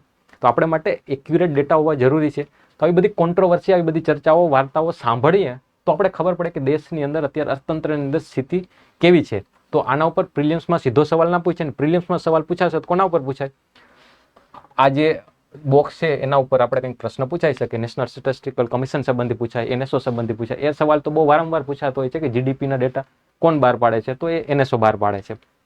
એમપી લેડ સ્કીમ, તો આવો પ્રિલિમ્સની અંદર સવાલ પૂછાઈ શકે. પરંતુ આજે આ ચર્ચા છે, કોન્ટ્રોવર્સી છે, એના ઉપર સવાલ ના પૂછે, પરંતુ એનાથી આપણે અન્ડરસ્ટેન્ડિંગ આવે ને અન્ડરસ્ટેન્ડિંગ એ મેન્સમાં કામ આવશે. તો આવી ચર્ચા, જો આ મટીરિયલ તમે સીધું વાંચો તો તમને ખબર નહીં પડશે કે આનો ઉપયોગ ક્યાં થશે, પરંતુ ચર્ચા સાંભળો તો તમને ખબર પડશે કે આપણે ચર્ચા કરીએ તો દરેક વસ્તુ પ્રિલિમ્સ માટે મહત્વની નથી હોતી, દરેક વસ્તુ મેન્સ માટે મહત્વની નથી હોતી. આ વસ્તુથી અમુકથી અન્ડરસ્ટેન્ડિંગ હોય, અમુક પ્રિલિમ્સ માટે કામ આવે છે. એવું અહીંયા હું ચર્ચા કરીને બોલું છું ને આ બધું સાંભળો તો તમને ખબર પડશે કે આપણે પરીક્ષા માટે કયું મટીરિયલ વાંચવું, કયું ના વાંચવું, કયા મટીરિયલને કઈ રીતે ઉપયોગ કરવો. માત્ર માહિતી ભેગી કરવાથી પરીક્ષા પાસ નથી થઈ જતી. કદાચ આપણે આ માહિતીના આધારે પ્રિલિમ્સ પાસ કરી શકીએ, પરંતુ મેન્સ માટે તો અન્ડરસ્ટેન્ડિંગ હોવી જોઈએ. તો સવાલ છે આપણે પ્રિલિમ્સ માટેનો, નેશનલ સ્ટેટિસ્ટિકલ કમિશનની સ્થાપના 2006માં થઈ હતી. બરોબર છે. નેશનલ સ્ટેટિસ્ટિકલ કમિશનની સ્થાપના રંગરાજન સમિતિની ભલામણને આધારે 2006માં થઈ હતી. તેનો ઉદ્દેશ્ય છે આંકડાકીય પ્રવૃત્તિમાં વિકાસ અને દેખરેખ માટેની નોડલ સંસ્થા છે. બરોબર છે. આંકડાકીય માહિતી સંબંધિત, આંકડાકીય માહિતી વધારે સારી, એક્યુરેટ બને એના માટે કામ કરે છે. ભારતના મુખ્ય આંકડાશાસ્ત્રી તેમના ચેરમેન તરીકે કામ કરે છે. ભારતની અંદર એક પોસ્ટ હોય છે ચીફ સ્ટેટિસ્ટિશિયન, મુખ્ય આંકડાશાસ્ત્રી. એ આમના વડા હોય છે. તો એવું તો હું બોલ્યો નથી. આમને એક પાર્ટ ટાઈમ ચેરમેન હોય છે. જો ચેરમેન કોઈ સ્પેસિફિક વ્યક્તિ હોય ને તો મેં અહીંયા ઉલ્લેખ કરેલો હોત કે આમના મોસપી મંત્રાલયના મંત્રી છે, આમના ચેરમેન છે. XYZ મતલબ આના સેક્રેટરી છે, આના મંત્રી છે. ચીફ સ્ટેટિસ્ટિશિયન હોય આના ચેરમેન હોય છે. આવી કોઈ વસ્તુ નથી. પાર્ટ ટાઈમ ચેરમેન છે, મતલબ કે યહાં એરા ગેરા કોઈ ભી પાર્ટ ટાઈમ ચેરમેન બન सकता. આનો મતલબ એવો થાય. જો હોત તો સ્પેસિફિક ઉલ્લેખ કરેલો હોત, પરંતુ એવો છે નહીં. તો વાત અહીંયા આવી છે ચીફ સ્ટેટિસ્ટિશિયનની, કે મુખ્ય આંકડાશાસ્ત્રી. તો ભારતની અંદર એક પોસ્ટ હોય છે ચીફ સ્ટેટિસ્ટિશિયન. આ પોસ્ટ છે, આ પોસ્ટનું કામ શું છે? આ પોસ્ટ છે એ એનએસઓ એમના વડા હોય છે. આપણે વાત કરી હતી એનએસઓ જે જીડીપીના ડેટા જારી કરે છે, એના જે વડા છે, એના અધ્યક્ષ છે, એના ચેરમેન છે, એ પોસ્ટને કહેવાય ચીફ સ્ટેટિસ્ટિશિયન, મુખ્ય આંકડાશાસ્ત્રી. તો આપણે અત્યારે તો વાત કરીએ છીએ નેશનલ સ્ટેટિસ્ટિકલ કમિશનની વાત કરીએ તો એના વડા છે મુખ્ય આંકડાશાસ્ત્રી નથી હોતા, પરંતુ એનએસઓ છે એના વડા છે એ મુખ્ય આંકડાશાસ્ત્રી હોય છે. તો આ ખોટું છે, આ બંને સાચા છે. નેશનલ સ્ટેટિસ્ટિકલ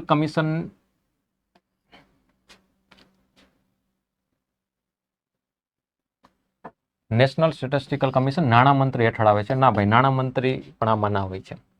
હમણાં જ વાત કરી કે એમાં કોઈ પણ વ્યક્તિ પાર્ટ ટાઈમ ચેરમેન રહી શકે છે. ભારતના સ્ટેટિસ્ટિક્સના પિતા પ્રશાંત ચંદ્ર માલનોબી, પીસી માલનોબી હતા. તો કે આ સાચી વાત છે, પીસી માલનોબી. જો તમે થોડું હજી વધારે વાંચેલું તો બેઝિક ફંડા ક્લિયર હશે, પંચવર્ષીય યોજના કરેલી હશે, તો બીજી પંચવર્ષીય યોજનાનું મોડલનું નામ શું છે? માલનોબી મોડલ છે. નહેરુ માલનોબી મોડલ તરીકે ઓળખીએ છીએ. આ પ્રશાંત ચંદ્ર માલનોબી એ જ આ માલનોબી મોડલની વાત કરીએ છીએ. એ આંકડાશાસ્ત્રના પિતા કહેવાય છે. એમના જન્મદિવસ 29 જૂનને આપણે ઇન્ડિયન સ્ટેટિસ્ટિક્સ દિવસ તરીકે ઉજવીએ છીએ. આ મુદ્દામાં નથી લખેલી, પરંતુ આ માહિતી છે, તમને ખબર હોવી જોઈએ, બેઝિક માહિતી. સાચી વસ્તુ છે. આના ઉપર કોઈ મેન્સમાં સવાલ ન બની શકે, પરંતુ આ જે અન્ડરસ્ટેન્ડિંગ છે એ તમને ક્યાંક ને ક્યાંક મેન્સમાં કામ આવે જો તમે આવી રીતે તૈયારી કરો તો. હવે છે ડિસ્ટ્રિક્ટ એગ્રો મેટ્રોલોજીકલ યુનિટ.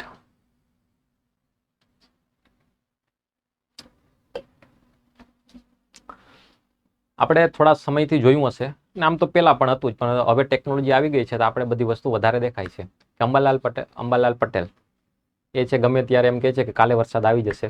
એટલે કે એ મતલબ દાદા છે એ બધી વસ્તુ માહિતી જોઈ, એના અનુભવો જે પણ રીતે જોઈ છે અને કહે છે કે વરસાદ આવશે. પરંતુ આપણે નવરાત્રિમાં વરસાદ આવે છે, શિયાળામાં વરસાદ આવે છે, માવઠા પડે છે, એટલે કે તાપમાન વધે છે, ઘટે છે. વરસાદ નહોતો ત્યાં આવે છે, જ્યાં આવતો હતો ત્યાં નથી આવતો. એટલે વરસાદની, તાપમાનની, ભેજની આ બધી અનિયમિતતાના કારણે કૃષિ ક્ષેત્રને સૌથી વધારે અસર થાય છે. આપણે કહીએ છીએ કે ભારતની અંદર કૃષિ ક્ષેત્ર છે વરસાદ આધારિત ખેતી છે. વરસાદ આધારિત ખેતી છે તો વરસાદમાં થોડો ઘણો ફેરફાર થાય તો આપણે કૃષિ ક્ષેત્રની અંદર પણ ફેરફાર થાય છે, એટલે કે સમસ્યા ઊભી થાય છે, પડકારો ઊભા થાય છે. હવે ખેડૂતોને ખબર નથી પડતી કે આ વર્ષે વધારે વરસાદ થશે તો કેવો પાક વાવવો, મતલબ ખબર હશે આપણે પહેલાથી કે આ વર્ષે વધારે વરસાદ થવાનો છે તો એ પ્રકારનો આપણે પાક વાવીએ. જો ઓછો વરસાદ થશે તો એ પ્રકારનો પાક વાવીએ. પછી આપણે એવી ખબર હશે કે આવતા 3 દિવસ વરસાદની આગાહી છે તો આપણે ખાતરોનો ઉપયોગ ના કરવો જોઈએ, જંતુનાશક દવાનો ઉપયોગ ના કરવો. જો આપણે ખાતરોનો ઉપયોગ કર્યો ને પછી કલાક પછી વરસાદ આવશે તો જંતુનાશક દવાનો ઉપયોગ કર્યો ને પછી વરસાદ આવશે તો એની અસર હશે એ ઘટી જશે.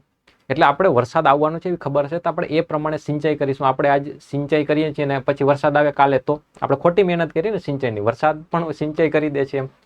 અર્થાત કે તાપમાન છે, વરસાદ છે, પવનની ગતિ છે, આવા બધા ડેટાઓના આધારે ખેડૂતો નિર્ણય લેતા હોય છે. પરંતુ એ એક્યુરેટ ડેટા હશે તો વધારે સારા નિર્ણય લઈ શકશે ને ખેડૂતોની જે આ વનરેબિલિટી જે છે એ ઘટી શકશે. વધારે સારા નિર્ણય, વધારે ઉત્પાદકતા, ખેડૂતોની આવકમાં વધારો થશે. એટલે કે ફાયદા જ ફાયદાની વાત છે.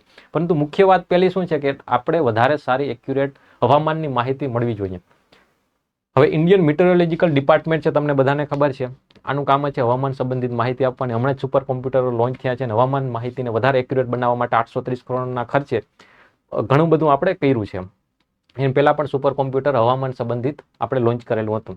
છતાં આપણે એ ડેટાને વધારે એક્યુરેટ બનાવતા જઈએ છીએ. પરંતુ સમસ્યા શું છે કે ઇન્ડિયન મિટરોલોજીકલ ડિપાર્ટમેન્ટ દ્વારા જે ડેટા બહાર પાડવામાં આવે છે એ કેવા સમગ્ર ભારત માટેના બહાર પાડવામાં આવતા હોય છે. હવે આપણે ગાંધીનગરની અંદર કોઈ જિલ્લા, કોઈ તાલુકાની અંદર કેવી સ્થિતિ રહેશે એના એક્યુરેટ ડેટા એ વિસ્તાર, પ્રદેશ સ્પેસિફિક આપણે ડેટાની વાત કરીએ તો એ ડેટા એટલા એક્યુરેટ નથી મળતા એમ. તો આપણે એમ કરીએ ગાંધીનગરની અંદર એક હવામાન સંબંધિત એક સંસ્થાની સ્થાપના કરી દઈએ. એનું કામ શું છે કે ઇન્ડિયન મિટરોલોજીકલ ડિપાર્ટમેન્ટના જે બધા ડેટા આવે છે એ ડેટાને વધારે સારી રીતે સમજી વિચારી ને એ સ્થાનિક માહિતી લોકો સુધી પહોંચાડે, ખેડૂતો સુધી પહોંચાડે તે વધારે સારી બાબત છે. મતલબ ખેડૂતોએ ત્યાંથી વધારે સારા નિર્ણયો લઈ શકશે એમ. ઇન જનરલ માહિતી આવશે ગુજરાતમાં કાલે વરસાદ આવશે, આખા સમગ્ર ગુજરાતમાં તો વરસાદ આવવાનો નથી, ગુજરાતના અમુક જિલ્લાઓમાં આવશે, અમુક તાલુકાઓની અંદર આવશે. તો એ ડેટાને વધારે એક્યુરેટ બનાવે કે ગુજરાતની અંદર કાલે વરસાદ આવવાનો છે પરંતુ ગાંધીનગરમાં નહીં આવે તો ગાંધીનગરના ખેડૂતો એ પ્રમાણે નિર્ણય લેશે. એમ કહેશે કે કાલે દ્વારકાની અંદર વરસાદ આવશે તો દ્વારકાના ખેડૂતો એ રીતે નિર્ણય લેશે. એટલે કે આપણે ઇન્ડિયન મિટરોલોજીકલ ડિપાર્ટમેન્ટ છે કામ તો કરે છે સમગ્ર ભારત માટે, એની સાથે સાથે આપણે શું કરીએ કે જિલ્લા લેવલે, તાલુકા લેવલે એવા યુનિટની સ્થાપના કરી કે જે આ સમગ્ર ભારત માટે જે ઇન્ડિયન મિટરોલોજીકલ ડિપાર્ટમેન્ટ હવામાન માહિતી જારી કરે છે એને સ્થાનિક સ્તરે લોકલ ભાષાની અંદર ખેડૂતો સુધી પહોંચાડે તો ખેડૂતો વધારે સારા નિર્ણયો લઈ શકે. એવું કામ આપણે કરવાનું છે. ઇન્ડિયન મિટરોલોજીકલ ડિપાર્ટમેન્ટ કયા મંત્રાલય અંતર્ગત આવે એ તમને સવાલ છે તમારો. ઇન્ડિયન મિટરોલોજીકલ ડિપાર્ટમેન્ટ અંતર્ગત એક યોજના છે ગ્રામીણ કૃષિ મોસમ સેવા.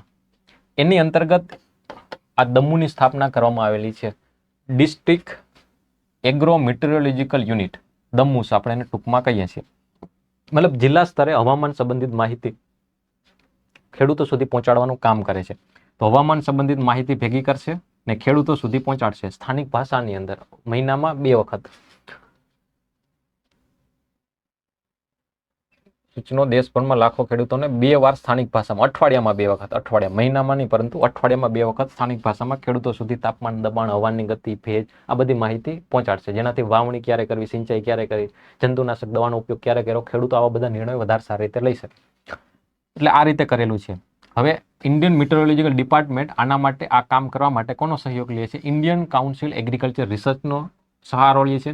ઇન્ડિયન કાઉન્સિલ એગ્રીકલ્ચર રિસર્ચ અંતર્ગત કૃષિ વિજ્ઞાન કેન્દ્રો છે તાલુકા અને જિલ્લા લેવલે, અમુક દેશમાં અમુક જિલ્લા અને તાલુકાની અંદર છે. તો દમુ છે એમની સ્થાપના આપણે ક્યાં કરીએ છીએ? કૃષિ વિજ્ઞાન કેન્દ્ર છે એમના પરિસરની અંદર, એની ઓફિસની અંદર આ કરીએ છીએ. આની અંદર કામ કરતા હોય છે એગ્રીકલ્ચર એક્સપર્ટ, સાયન્ટિસ્ટ, આ બધા લોકો કામ કરતા હોય છે. એટલે કે કામ કરે છે આઈએમડી, ઇન્ડિયન મિટરોલોજીકલ ડિપાર્ટમેન્ટ. પરંતુ આ બધી વસ્તુ ક્યાં થશે કે કૃષિ વિજ્ઞાન કેન્દ્રો છે એના પરિસરની અંદર આ બધી વસ્તુ સેટઅપ કરશે ને ત્યાં કામ કરશે. તો અત્યારે સમસ્યા શું છે? અત્યારે નવી વસ્તુ લોન્ચ થઈ છે કે ના, આ વસ્તુ લોન્ચ નવી નથી થઈ. 2018થી આ કામ તો ચાલે છે, બરોબર કામ ચાલતું હતું. ભારતની અંદર 199 આવા દમુસની સ્થાપના થયેલી હતી. પરંતુ હમણાં નીતિ આયોગે થોડુંક કોમેન્ટ કરી દીધી, ખરાબ ટિપ્પણી કરી દીધી, દમુ છે બરોબર કામ કરતું નથી, એનું કોઈ કામ છે નહીં, એને બંધ કરી દેવા જોઈએ, આવી બધી. તો ઇન્ડિયન મિટરોલોજીકલ ડિપાર્ટમેન્ટ કે વાંધો નહીં, તમને તકલીફ પડે છે તો બંધ કરી દઈએ. તો આ દમુને બંધ કરી દીધા. ફરી ઇન્ડિયન મિટરોલોજીકલ ડિપાર્ટમેન્ટ ફરી વિચારે છે કે આ દમુને રિવાઇવલ કરીએ, ફરી એની વધારે સારી રીતે, વધારે એક્યુરેટ સાથે કામ કરવા માટે પુનઃજીવિત કરીએ. તો અત્યારે ચર્ચામાં એટલા માટે છે કે IMD એવું કીધું છે કે આપણે આને ફરી જીવિત કરવાના છે, પુનઃજીવિત કરવાના છે. તમે પ્રિલિયમ્સની અંદર સવાલ પણ બની શકે આના ઉપર. ને આ બધી વસ્તુનો ડેટા છે, મતલબ આવી બધી વસ્તુઓ છે આપણે મેન્સની અંદર ઉપયોગમાં લઈ શકીએ. એગ્રીકલ્ચર છે ને ખૂબ જ મહત્વનો ટોપિક છે મેન્સના પર્સપેક્ટિવથી. એટલે એગ્રીકલ્ચરની સમસ્યાઓ, એગ્રીકલ્ચરની સમસ્યાના સમાધાન માટે શું કરવું જોઈએ, એ બધી વસ્તુ માટે આપણે આ બધી મુદ્દાઓ હોય ખબર તો આપણે એને લખી શકીએ. ફોર એક્ઝામ્પલ કે આપણે એક સમસ્યા જે શરૂઆતની અંદર આપણે ચર્ચા કરેલી કે વરસાદ આધારિત ખેતી છે, હવામાનના કારણે આપણે કૃષિ નિર્બળ બની જાય છે કે કેવા નિર્ણયો લેવાય ખેડૂતોને ખબર નથી પડતી. તો આપણે લોકલ અને સ્થાનિક સ્તરે, સ્થાનિક ભાષાની અંદર હવામાન સંબંધી માહિતી ખેડૂતો સુધી પહોંચાડી શકીએ. એના માટે આવા દમુસ જેવા યુનિટો 199 નહીં પરંતુ દરેક તાલુકાઓ સુધી આપણે જો પહોંચાડી શકીએ તો ખેડૂતોની આ સમસ્યા છે એનું સમાધાન કરી શકાય છે. તો આ થઈ ગયો વે ફોરવર્ડ કે કૃષિ સંબંધિત સમસ્યાના સમાધાન માટે શું કરવું. તો આપણે દરેક વખતે એવા મુદ્દાથી કે એવા માઇન્ડસેટથી નહીં જવાનું કે આ મુદ્દો મેન્સમાં પૂછાશે કે નહીં પૂછાશે. દરેક મુદ્દાઓ મેન્સમાં ના પૂછાતા, પરંતુ આ મુદ્દાઓ છે અન્ડરસ્ટેન્ડિંગ છે, એના આધારે આપણે મેન્સની અંદર વધારે સારા જવાબો લખી શકતા હોઈએ છીએ.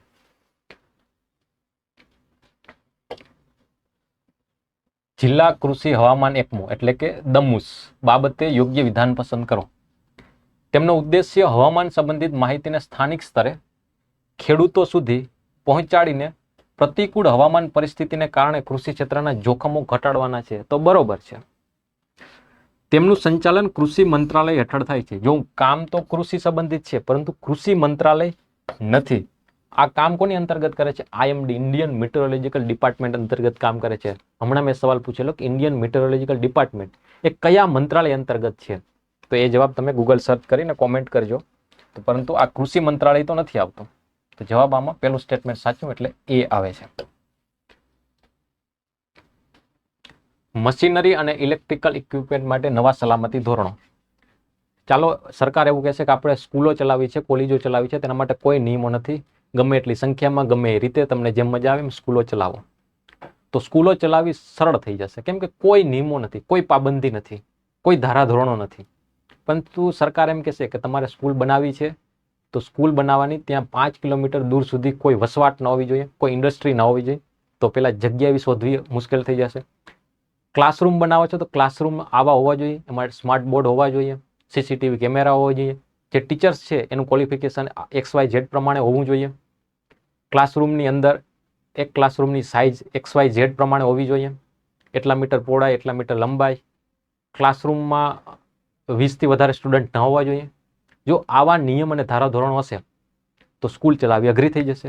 ઇન શોર્ટ કે જ્યારે કોઈ પણ કામ માટે નિયમો વધી જશે, બની શકે આપણે નવા નિયમો, હમણાં જે નિયમોની મેં ચર્ચા કરી, તો નિયમોથી સ્કૂલ વધારે સારી બનશે, કેમ કે એમાં સ્માર્ટ બોર્ડ છે, એમાં TV છે, ઓછા સ્ટુડન્ટ છે, સારી ફેકલ્ટી છે. પરંતુ સ્કૂલ ચલાવી થોડી અઘરી પણ થઈ જશે. એટલે કે જ્યારે આપણે નિયમો લાગુ કરીએ છીએ ત્યારે કામ કરવું થોડું વધારે અઘરું થઈ જતું હોય છે. હમણાં સરકારે શું કર્યું છે? સરકારે એવું કર્યું છે કે આપણે મશીનરી ને ઇલેક્ટ્રિકલ ઇક્વિપમેન્ટ છે એના જે ક્વોલિટી સ્ટાન્ડર્ડ છે, સેફ્ટી સ્ટાન્ડર્ડ છે, એ વધારે સારો હોય છે. ફોર એક્ઝામ્પલ કે ઇલેક્ટ્રિક વ્હીકલ્સ છે એ 40 સેલ્સિયસ તાપમાનની અંદર ચાલે છે, એમાં કામ કરે છે, અથવા 40 સેલ્સિયસ તાપમાન છે, તડકો છે, એવી જગ્યાએ આપણે રાખી દીધું છે ને એ બેટરી છે ફાટી જાય છે, તો આપણે શું કહીએ કે એના સેફ્ટી સ્ટાન્ડર્ડ બરોબર નથી.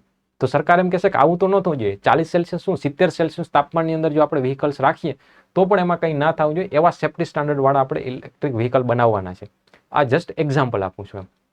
આ રીતે સરકારે શું કીધું કે મશીનરી અને ઇલેક્ટ્રિકલ ઇક્વિપમેન્ટ માટેના જે સેફ્ટી સ્ટાન્ડર્ડ છે એ વધારવાની સરકારે કીધું છે. એટલે કે જે પણ પ્રોડ્યુસર છે, ઉત્પાદકો છે, એમને વધારે સેફ્ટી સ્ટાન્ડર્ડવાળા ઇક્વિપમેન્ટ ઇલેક્ટ્રિકલ અને મશીનરીવાળા બનાવવાના થશે.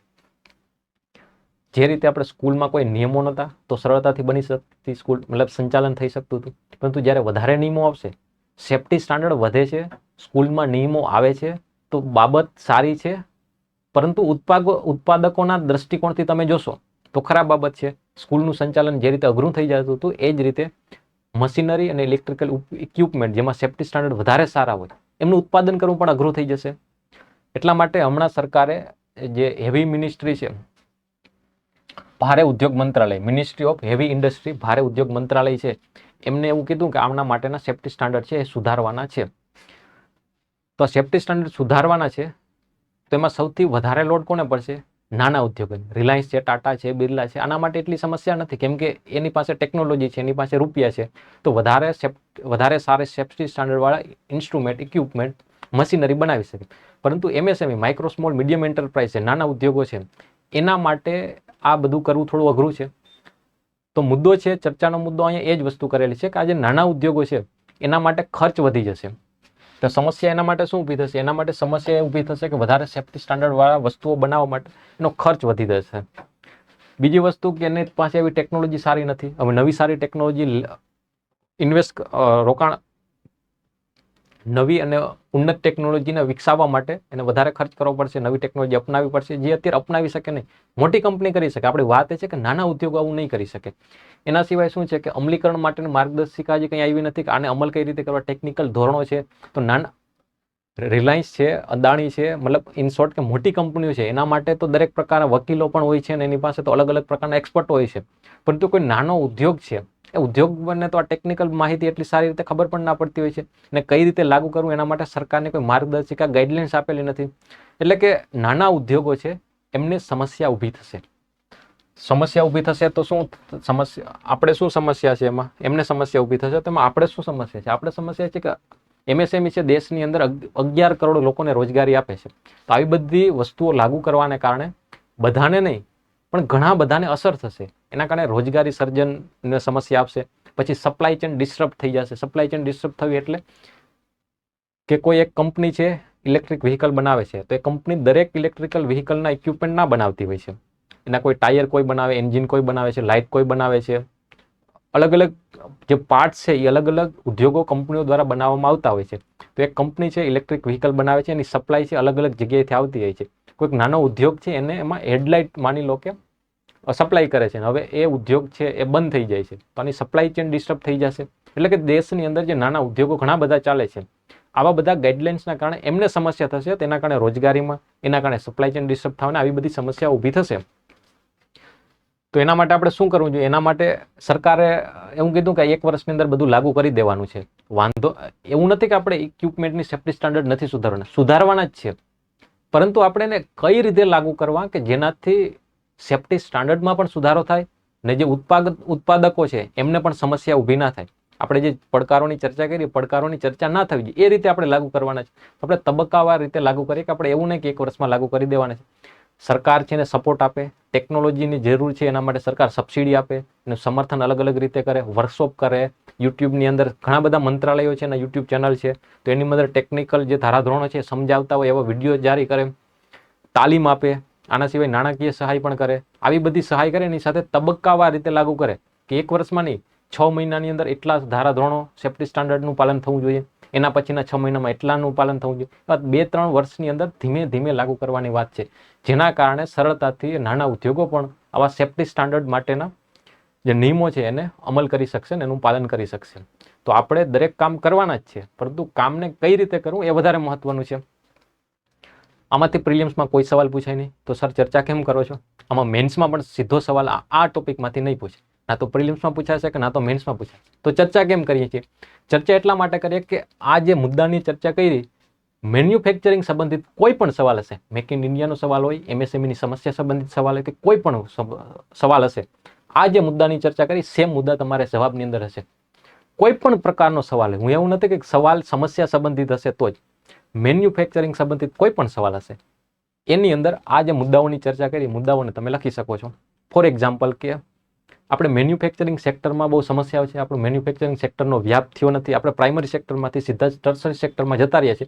અત્યારે make in India, assemble in India, આ બધી યોજનાઓ છે, પ્રોડક્શન લિંક ઇન્સેન્ટિવ સ્કીમ, આ બધી સ્કીમનો એક જ ઉદ્દેશ્ય છે કે આપણે મેન્યુફેક્ચરિંગ સેક્ટર છે એનો વિકાસ કરવાનો. મેન્યુફેક્ચરિંગ સેક્ટરનો વિકાસ થશે તો રોજગારી વધશે. સર્વિસ સેક્ટરની અંદર આપણે મોટા પ્રમાણમાં રોજગારીનો વ્યાપ ન કરી શકીએ, નોકરીનું સર્જન ના કરી શકીએ. એટલા માટે આપણે નોકરીના સર્જન માટે મેન્યુફેક્ચરિંગ સેક્ટરનો વિકાસ કરવો એ શું છે? અનિવાર્ય છે. મેન્યુફેક્ચરિંગ સેક્ટરના વિકાસ માટે આ બધી સમસ્યાઓ છે કે સરકારની નીતિઓ કેવી હોવી જોઈએ. તો આપણે જોયું કે સરકારનો ઉદ્દેશ્ય સારો છે, પરંતુ એના કારણે મેન્યુફેક્ચરિંગ સેક્ટરને અસર થાય છે, એ લાગુ કરી શકતી નથી, એને બંધ કરવી પડે છે. તો આપણે જે વે ફોરવર્ડ આપ્યો છે કે સરકારની નીતિ કેવી હોવી જોઈએ? સર્ટેન હોવી જોઈએ. તબક્કાવાર રીતે લાગુ કરે એવી હોવી જોઈએ. સરકારનો ટેકનોલોજીકલ સહયોગ, નાણાકીય સહયોગ, તાલીમ આપવી જોઈએ. ટૂંકમાં આપણે જે ચર્ચા કરીએ છીએ એનાથી એક તમને અન્ડરસ્ટેન્ડિંગ ડેવલપ થશે. અને સાથે સાથે હું તમને કહી દઉં છું કે આ પ્રિલિમ્સ ને મેન્સમાં નહીં પૂછાય સીધો, પરંતુ આનો ઉપયોગ મેન્સમાં કઈ જગ્યાએ થશે. તો તમે આ ચર્ચાને આ રીતે સાંભળો. આમાં જો આપણે નિષ્કર્ષને જે દરેક વસ્તુ લખી મેન્સના પર્સપેક્ટિવથી લખી છે.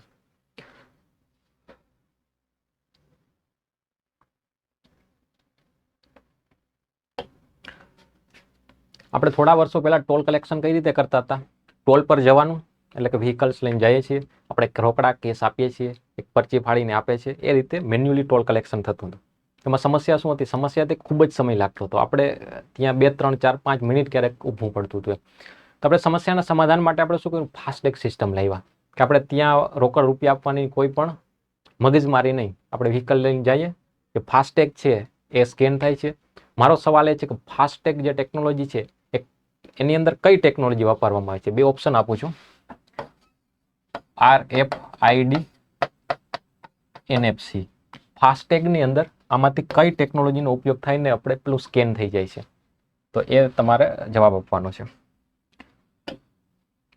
હા, તો વાત કરતા હતા કે અત્યારે આપણે ફાસ્ટેગ ચાલે છે. ફાસ્ટેગની અંદર શું છે કે સ્કેન થાય છે અને વ્હીકલ, એટલે કે આપણે જે સમય છે એને શું કહેવાય, સમયનું બચત થાય છે. પરંતુ હજી આપણે ટોલ પ્લાઝા તો આપણે રાખવા જ પડે છે. પેલા સ્કેન કરવા માટે મશીનો ત્યાં મૂકવાનો હોય છે. એની સાથે આપણે એટલા ઓનેસ્ટ લોકો તો છે નહીં કે ત્યાં કોઈ ટોલ પ્લાઝા પર કોઈ વ્યક્તિ ના હોય તો પણ આપણે આરામથી જશે.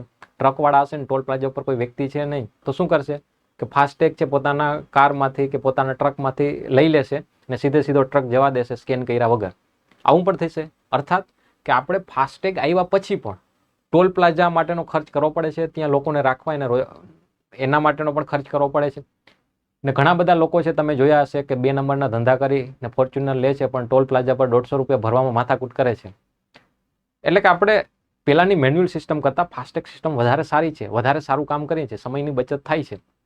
પરંતુ આપણે ફાસ્ટેગ કરતાં પણ કોઈ સારી ટેકનોલોજી આપણી પાસે હોય તો વધારે બેટર છે.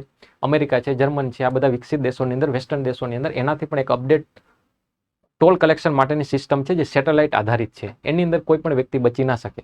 જે વ્યક્તિ નેશનલ હાઈવે પર કે રોડ ઉપર ચાલે છે અને ટેક્સ જ્યાં ટોલ આપવાનો થતો હશે ત્યાં ટોલ આપવો ફરજિયાત થઈ જશે. એ ફરજિયાત છે. કઈ રીતે આ બધું કામ કરે છે?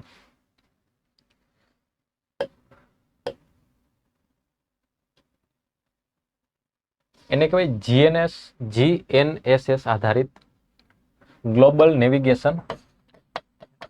નેવિગેશન સેટેલાઇટ સિસ્ટમ આધારિત ટોલ કલેક્શન. એમાં શું છે? આપણા કારની અંદર કોઈ પણ વ્હીકલ છે એની અંદર એક ઓનબોર્ડ યુનિટ ફિટ કરી દેવાનું છે. ઓલરેડી અત્યારે મોટાભાગની ગાડીની અંદર GPS સિસ્ટમ, પેલું ટ્રેકિંગ સિસ્ટમ આવે જ છે. આ યુનિટ લગાવી દીધું છે ને આ સેટેલાઇટ દ્વારા હવે વસ્તુ ટ્રેક થશે. આપણી કાર ક્યાં પણ જાય છે એ ટ્રેક થશે. ફોર એક્ઝામ્પલ કે આ છે નેશનલ હાઈવે. આપણે નેશનલ હાઈવેમાં અહીંથી એન્ટ્રી કરીશું. જ્યાં એન્ટ્રી પોઈન્ટ હશે ત્યાં એક કેમેરા લાગેલા હશે. આ કેમેરા શું કરશે? કેમેરા છે કારને સ્કેન કરશે, એની નંબર પ્લેટ કરશે. ફોર એક્ઝામ્પલ કે 66-62 નંબરની એક ગાડી છે. આ કાર છે એન્ટર થાય છે. એન્ટર થાય છે એટલે કેમેરા સ્કેન કરશે નંબર પ્લેટ કે 66-62 નંબરની હિતેશભાઈની ગાડી છે. હિતેશભાઈની ગાડી છે 66-62 નંબરની, નેશનલ હાઈવે પર એન્ટર થઈ છે. કેમેરાએ સ્કેન કર્યું છે.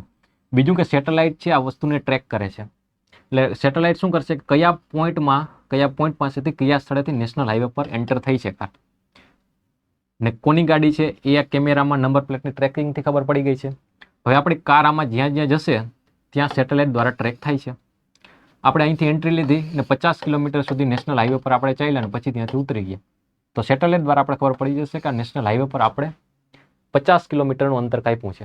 એ પ્રમાણે 50 કિલોમીટર પ્રમાણે આપણે ટોલ કલેક્ટ થઈ જશે. આમાં કોઈ પણ પ્રકારના ટોલ પ્લાઝાની જરૂર નથી. આપણે કોઈ પણ વ્યક્તિ આમાંથી બચી નહીં શકે. કોઈ માથાકૂટ કરવાની ક્યાંય જરૂર ટોલ પ્લાઝા હશે તો ત્યાં વ્યક્તિ માથાકૂટ કરે કે ટોલ નથી ભરવો, આમ છે તેમ છે. આમાં તો વાત જ નહીં આવે. એક વખત તમે એન્ટર થઈ ગયા, બધી સિસ્ટમ ઓટોમેટિક છે, સમય બચે છે. ક્યાંય ગાડી ઊભી રાખવાની જરૂર નથી. ક્યાંય ફાસ્ટેગમાં જે સ્કેન કરવું પડે આમાં સ્કેન કરવાની પણ ક્યાંય જરૂર નથી. કોઈ વ્યક્તિ આમાં કર ચોરી કરી શકે નહીં. એક વખત નેશનલ હાઈવે પર આવી ગયા તો તમારું ટોલનું કલેક્શન થશે જ થશે. તો આ સિસ્ટમ આપણે લાગુ કરવાની વાત છે. GNSS global navigation satellite system આધારિત ટોલ કલેક્શન. આને કહેવાય અંતર આધારિત. અત્યારે આપણે કેવું હતું અહીં ટોલ પ્લાઝા છે, તમે ટોલ આપી દીધો ને ફરી ટોલ પ્લાઝા અહીંયા આવે છે, એટલે કે તમે એટલા રોડ માટેનો ટોલ આપ્યો છે, પરંતુ તમે ટોલ પ્લાઝા જાઓ છો ને વચ્ચેથી જ તમે નીકળી જાઓ છો, એટલે કે તમે ટોલ ભરો છો 100 કિલોમીટરનો, નેશનલ હાઈવેના 100 કિલોમીટરનો ટોલ ભરો છો ને તમે એમાં ચાલો છો 50 કિલોમીટર, એટલે કે તમે ચાલતા નથી. એ હાઈવે માટેનો પણ અત્યારની સિસ્ટમ પ્રમાણે ટોલ ભરવો પડે છે. જ્યારે સેટેલાઇટ આધારિત સિસ્ટમ છે એમાં શું છે, તમે જેટલા કિલોમીટરનું અંતર કાપો છો એટલા માટે, એટલે કે અંતર આધારિત ટોલ કલેક્શન આમાં થઈ જશે, એટલે કે આપણે પણ એમાં ફાયદો થશે, કરચોરી થાય નહીં, સમયની બચત છે.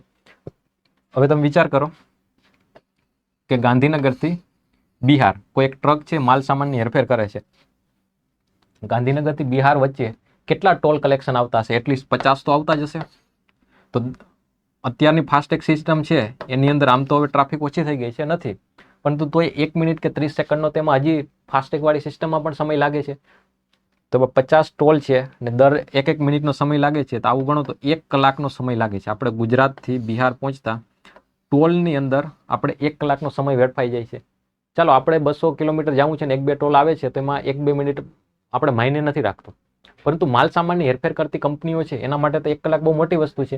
એક વખતના 1 કલાક, ફરી આવવાના જવાના 2 કલાક, રોજના આવા કેટલા હેરફેર કરે છે, મહિનાઓમાં, વર્ષોની અંદર તમે ગણતરી કરો તો એમાં દિવસોની અંદર ખોટો વેડફાઈ ટોલ કલેક્શન, ટોલ પ્લાઝા પાસે ઘણો બધો સમય વેડફાઈ જાય છે. એટલે આ કેલ્ક્યુલેશન કરો તેના કારણે લોજિસ્ટિક ખર્ચ વધી જાય છે. લોજિસ્ટિક ખર્ચ એટલે કે વસ્તુનું ઉત્પાદન થાય છે ને ગ્રાહકો સુધી પહોંચાડવા માટેના કે સપ્લાય ચેઇન છે એને કહેવાય લોજિસ્ટિક સેક્ટર. તો લોજિસ્ટિક સેક્ટરની અંદર જ્યારે ખર્ચ વધે છે તો વસ્તુ મોંઘી બને છે, વસ્તુ મોંઘી બને છે તો આપણે વસ્તુ મોંઘી મળે છે, તો આપણે લોજિસ્ટિક ખર્ચ ઘટાડવામાં પણ આ વસ્તુ કામ આવે છે. તો આ બધી વસ્તુને આપણે લિંક કરી શકીએ. આ જીએનએસ આધારિત સિસ્ટમ હતી એની અંદર શું છે કે આ કાર જે વ્હીકલ છે એની અંદર ઓનબોર્ડ યુનિટ હોય છે. આ યુનિટ છે એ બદલી ના શકે. તમારા ઘરે 2 કાર છે તો એવું નથી કે એક કાર એ છે ને આ બીજી કાર છે, તો તમે એક ઓનબોર્ડ યુનિટ આમાં રાખો છો ને ચાલો કે તમે બી કાર લઈને જાઓ તો આમાંથી કાઢીને આમાં ફિટ કરી દો, એવું નહીં થાય. એક કારમાં એક ફિટ કરી દીધું, એને બીજી કારમાં બદલાવી ના શકાય.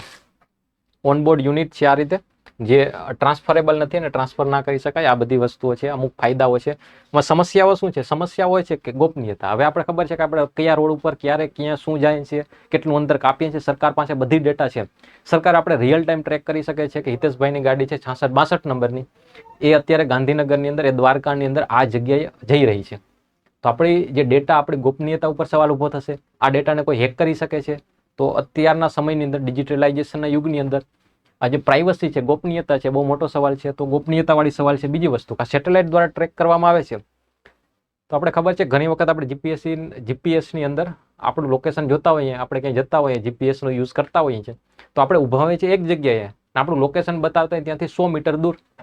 હવે આમાં તો આપણે જે ટ્રેક કરવા માટે એકદમ એક્યુરેટ જોશે. કેમ કે આપણે નેશનલ હાઈવે ઉપર ચાલીએ છીએ અને માની લો કે થોડુંક લોકેશન સાઈડમાં બતાવે છે ને એમાં કદાચ એવું પણ બતાવી છે કે તમે નેશનલ હાઈવેથી દૂર ચાલો છો તો તમારું ટ્રેક થશે નહીં. ને એવું પણ બની શકે કે તમે નેશનલ હાઈવેની બાજુમાં ચાલો છો ને એક્યુરેસી નથી, એના કારણે સેટેલાઇટને એવું લાગશે આ તો નેશનલ હાઈવે પર ચાલે છે, તો તમારું ટોલ કલેક્શન ઓટોમેટિક થઈ જશે કે તમે નેશનલ હાઈવેનો ઉપયોગ નથી કરતા છતાં. એટલે કે આમાં એક્યુરેસી ખૂબ મહત્વની છે. બીજું કે ખરાબ વેધરના કારણે છેવાડાના વિસ્તારની અંદર જ્યાં સારું નેટવર્ક નથી, કે આમાં ટ્રેકિંગ સિસ્ટમ કામ નહીં કરે, એ સમયે કઈ રીતે આ બધું સંચાલન થશે એમ. તો અમુક સમસ્યાઓ છે, પરંતુ સિસ્ટમ સારી છે. તો સમસ્યાઓના સમાધાન કરી અને આ સિસ્ટમને લાગુ કરીએ તો આપણા દેશ માટે લોજિસ્ટિક ખર્ચ ઘટાડવાથી લઈને આપણે ફાયદો થશે, સમયની બચત થશે, ઘણા ફાયદા જ ફાયદા છે. તો આ શું જીએનએસ આધારિત, એના ઉપરથી સવાલો છે. એક, ગ્લોબલ નેવિગેશન સેટેલાઇટ સિસ્ટમ આધારિત ટોલ કલેક્શન બાબતે યોગ્ય વિધાન પસંદ કરો. તેમાં સેટેલાઇટ આધારિત ટોલ કલેક્શન કરવામાં આવશે. પરિણામે ટોલ પ્લાઝા પર ઊભું રહેવાની જરૂર પડશે નહીં. બરોબર છે. ઓકે, આ મુદ્દો ચર્ચામાં કેમ છે?